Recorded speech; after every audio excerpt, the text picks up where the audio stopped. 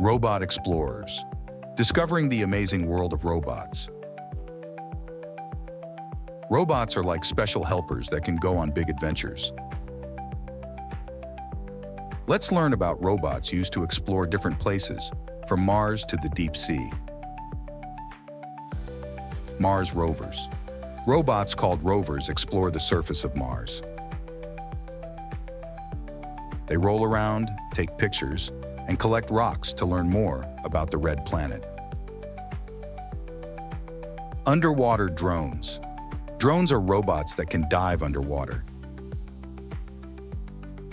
They explore oceans, lakes, and rivers, taking pictures of fish, corals, and mysterious creatures deep below the surface. Space probes.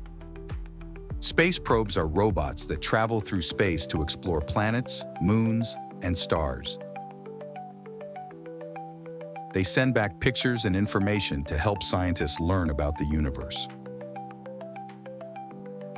Earth explorers. Robots aren't just for space.